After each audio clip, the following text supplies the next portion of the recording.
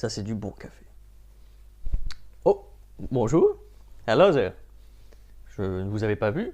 Pour fêter May the Force, le 4 mai, fête de Star Wars, je vais faire le Star Wars Book Tag, qui consiste à répondre à des questions sur différents livres en rapport avec des personnages de la saga. Donc le premier, R2D2, on va parler d'un livre qui vous a fait rire aux éclats. Et bien pour moi, c'est Ikebukuro Westgate Park, une série de romans policiers japonais écrits par Hira Ishida. Il raconte des aventures de Makoto Majima, un jeune détective amateur qui résout des affaires dans le quartier d'Ikebukuro, à Tokyo. Ce livre m'a vraiment fait rire aux éclats, car il est plein d'humour noir, de situations complètement loufoques et de personnages pour le moins hauts en couleur. Makoto est un narrateur très drôle lui aussi, qui ne se prend pas du tout au sérieux et qui a un sens de la répartie pour le moins imparable. Il se retrouve souvent dans des péripéties rocambolesques, impliquant des gangs, des yakuza, des otaku et même des travestis. Bref, c'est le Japon.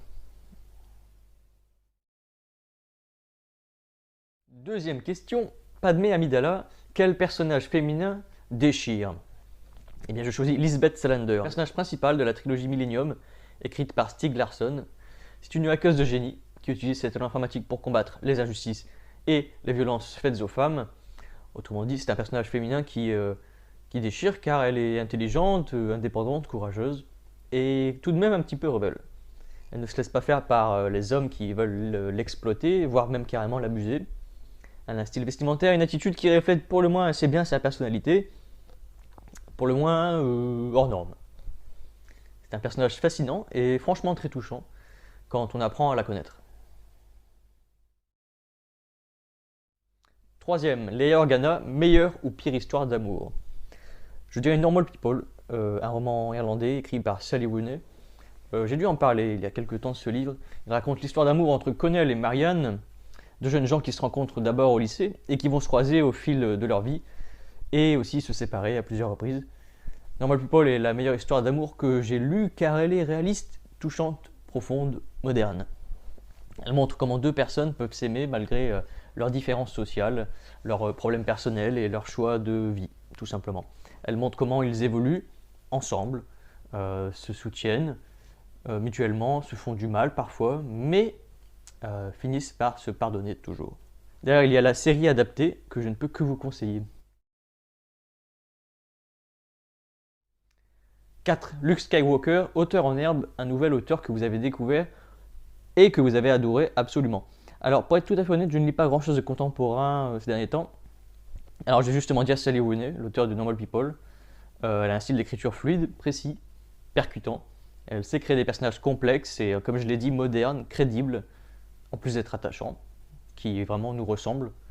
Donc, elle sait raconter des histoires pour le moins simples, mais qui restent intenses, qui nous plongent dans les émotions et les pensées de ces personnages. Elle sait aborder des thèmes actuels et universels, l'amour, l'amitié, la famille, la classe sociale, la politique, et puis bien sûr la sexualité. Elle sait nous faire rire, pleurer, réfléchir et vibrer avec ses mots. C'est un auteur que je trouve vraiment talentueux et original, et que je compte suivre de près d'ailleurs avec ses autres romans dans ma pile à lire.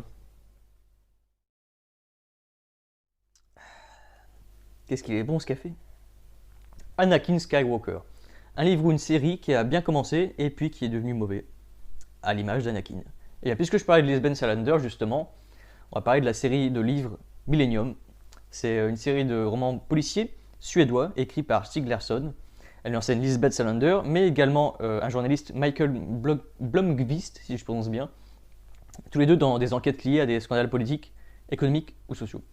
La série a connu un succès mondial et a été adaptée au cinéma, à la télévision. Vous avez certainement vu le film Les hommes qui n'aimaient pas les femmes avec Daniel Craig. C'est l'adaptation du premier tome par David Fincher. Malheureusement, Stieg Larsson est mort en 2004, juste après avoir amené le manuscrit de sa trilogie à son éditeur. Donc, même si c'était prévu qu'il y ait une suite, il n'était pas tout à fait disponible.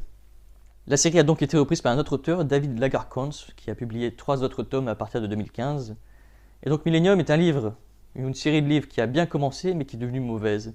Car je trouve que la reprise de David Lagerkrantz n'est pas à la hauteur de l'œuvre originale. Je trouve que les intrigues sont bien moins captivantes, bien moins crédibles. Je trouve que les personnages ne sont pas aussi fidèles, pas aussi nuancés. est clairement moins charismatique. Le style d'écriture est toujours fluide, il y a un bon rythme, mais le scénario ne prend vraiment pas, ça ne m'intéresse tout simplement pas.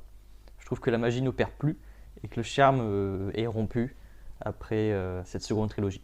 Donc lisez Millennium, oui, mais juste les 3 premiers tomes et vous ne regretterez vraiment pas.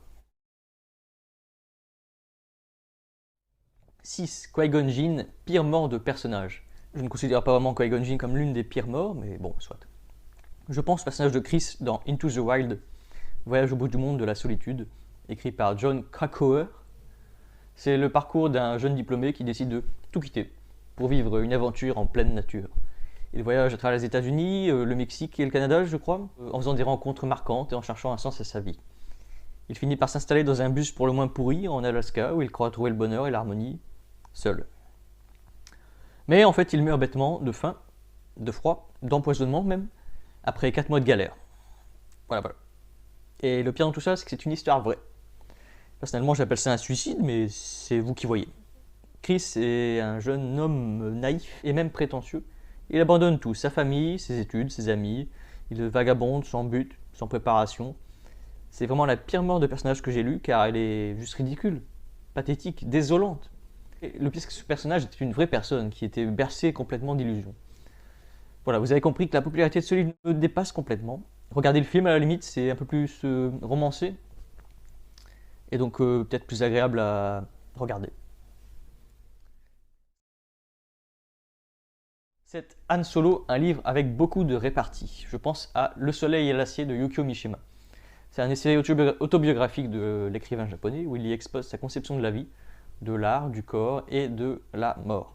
Il y raconte comment il est passé d'un intellectuel raffiné et fragile à un homme d'action, musclé et viril. Il explique aussi comment il a cherché à réconcilier le soleil, symbole de la beauté et de la force, et l'acier, symbole de la violence et du sacrifice. Il exprime son admiration pour le Bushido, c'est le code d'honneur des samouraïs, et il expose aussi son désir de mourir en héros, ce qu'il fera à sa manière en se faisant seppuku à la suite d'un coup d'état raté. Le Soleil et l'acier est un livre avec beaucoup de réparties, il est plein de phrases chocs, provocantes et même poétiques parfois. Les mots sont choisis avec toujours soin, précision, élégance. Élégance. Je viens de me foutre du café sur le pantalon. Bref, cela représente bien le personnage de Mishima. Il dialogue avec ses lecteurs, ses contemporains, ses ancêtres qui sont souvent surpris, choqués, séduits. Il dialogue aussi avec lui-même, avec son âme, avec son corps, qui sont souvent en conflit, en harmonie ou en fusion. Le style de Mishima est clair, tranchant et brillant. Il critique avec audace la société de son époque, ses contradictions et ses faiblesses. C'est un livre qui m'a impressionné une fois de plus, typique de Mishima. Pas sûr qu'on puisse vraiment le comparer à Han Solo, mais il a ce même rapport à la physicalité en tout cas. Bien, il est temps de nettoyer ce pantalon au café. Salut, c'est la voix off. N'oubliez pas de vous hydrater, c'est très important. 8. Empereur Palpatine, meilleure construction d'univers. Je pense à Dune de Frank Herbert. Cet univers est tout simplement incroyable. Le roman raconte la lutte pour le contrôle de la planète Arrakis, aussi appelée Dune, la seule source d'une substance vitale appelée l'épice. On suit le destin de Paul Atreides, le fils du duc Leto Atreides, qui devient le chef d'une révolte contre l'empereur et ses alliés, les Harkonnen. Il découvre alors les secrets de Dune et de ses habitants, les Fremen. Dune est la meilleure construction d'univers que j'ai lue car elle est incroyable avec sa richesse, sa complexité et sa cohérence. Herbert a créé un univers absolument fascinant qui mêle science-fiction, écologie, politique, religion, et puis philosophie, et même mysticisme. Il a inventé des planètes, des peuples, des cultures, des langues, des technologies, des façons de voir la vie, des traditions et des mythes. Il a élaboré toute une histoire, une géopolitique crédible et captivante. Il a vraiment donné vie à un monde unique, original, qui nous fait vraiment voyager, peut-être pas autant que Star Wars, mais on est proche. 9. Ben Kenobi, Obi-Wan Kenobi, un livre pour lequel vous aviez peu d'attentes et qui vous a époustouflé. Alors, Obi-Wan Kenobi, je vois pas en quoi ça a un rapport avec cette phrase, mais soit. Je pense à l'autoportrait de l'auteur en coureur de fond de Haruki Murakami. Je m'attendais à rien en le lisant et il m'a bien époustouflé car il est simple, sincère et profond et surtout très inspirant. Murakami nous livre son expérience personnelle sur sa pratique de la course à pied, avec une grande honnêteté et une grande humilité. Il nous fait découvrir son parcours atypique et sa personnalité attachante. Sa passion pour l'écriture et la course à pied, ce qui sont pour lui des moyens d'expression, de dépassement et de plaisir. Il nous fait réfléchir sur le sens de notre existence, sur nos rêves, nos limites et nos choix. C'est un livre qui m'a fait beaucoup plus réfléchir que je ne l'aurais vraiment imaginé, et il m'a presque donné envie de courir, c'est dire.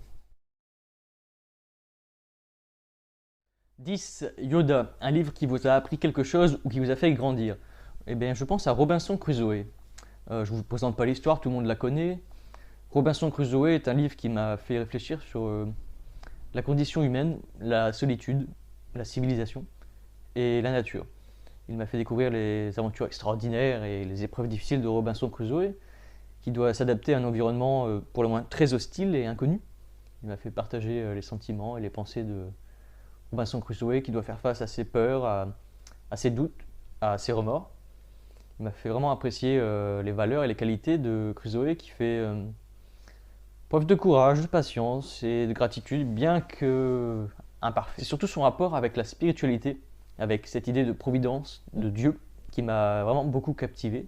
C'est un livre qui m'a beaucoup enrichi, alors que de base c'était une lecture pour l'université. Je ne m'attendais vraiment à rien. 11. Dark Vador, méchant préféré. Allez, puisque c'est un tag Star Wars, permettez-moi de répondre avec le grand amiral Thrawn, personnage de l'univers étendu. Il est un officier impérial d'origine Chiss, une espèce humanoïde à la peau bleue et aux yeux rouges. C'est un stratège hors pair qui utilise son intelligence, sa culture et son art pour vaincre ses ennemis.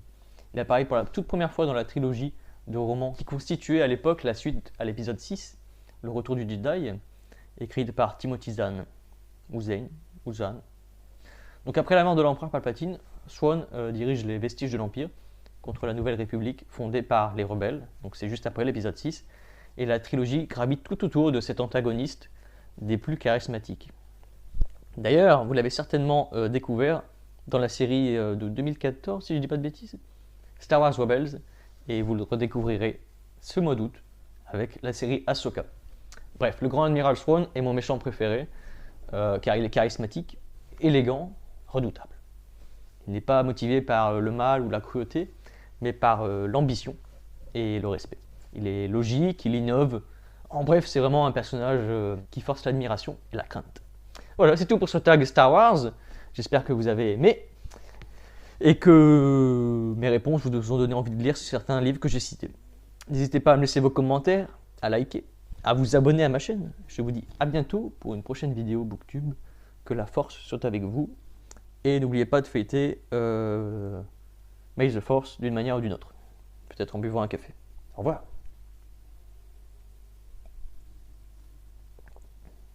Il est froid.